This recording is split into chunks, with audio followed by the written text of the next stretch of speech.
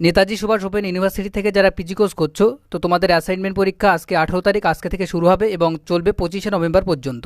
তো কীভাবে তোমরা স্টেপ বাই স্টেপ মোবাইল থেকে পরীক্ষাটি দেবে, তো সে সম্পর্কে এই ভিডিওতে বিস্তারিত আলোচনা করা হবে। তো চলো শুরু করা যাক যে কীভাবে তোমরা মোবাইল থেকেই পরীক্ষাটি দিতে পারবে।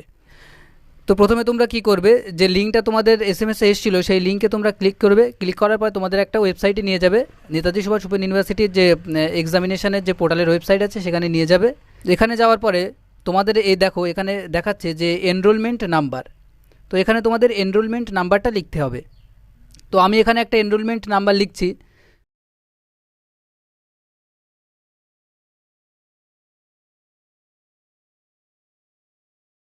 এবং তার ঠিক নিচে লিখতে হবে ডেট অফ বার্থ। এখানে যে যা নির্দিষ্ট ডেট অফ বার্থ লিখবে।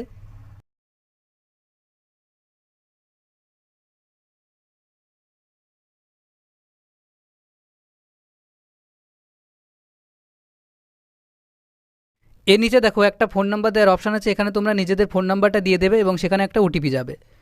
এছাড়াও তোমরা ইমেল অ্যাড্রেসও দিতে পারো। তো এখানে আমি ফোন নাম্বার দিয়ে দিচ্ছি।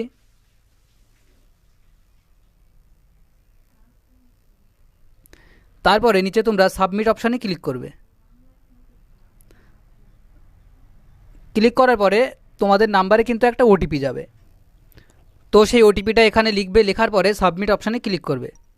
তো এরপরে তোমাদের সামনে একটা নতুন পেজ ওপেন হয়ে যাবে, যেখানে তোমাদের এনরোলমেন্ট নাম্বার, নিজের নাম এবং কোন ইউনিভার্সিটি থেকে তোমরা পিজি কোর্স করছো সেগুলো লেখা থাকবে। তো এরপরে নিচে তোমরা প্রসিড অপশানে ক্লিক করবে।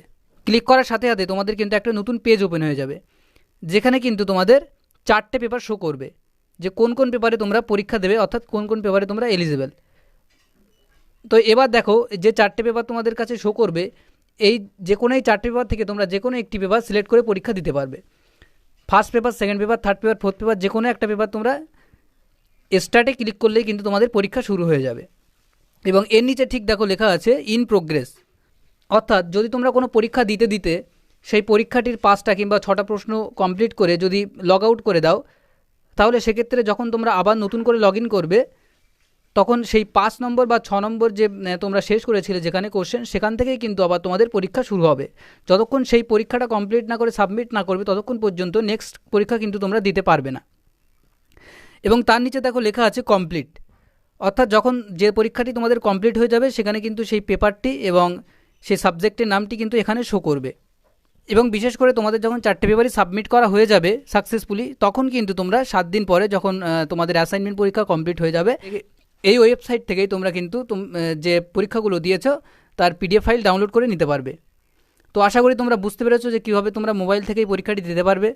তো ভিডিওটি যদি তোমাদের ভালো লেগে থাকে অবশ্যই লাইক করবে, শেয়ার করবে এবং যদি চ্যানেলে নতুন হয়ে থাকো অবশ্যই সাবস্ক্রাইব করবে এবং পাশে থাকা বেল নোটিফিকেশনটি অল করে রাখবে, যাতে পরবর্তী সমস্ত ভিডিও সবার আগে আপডেট পেয়ে যাও।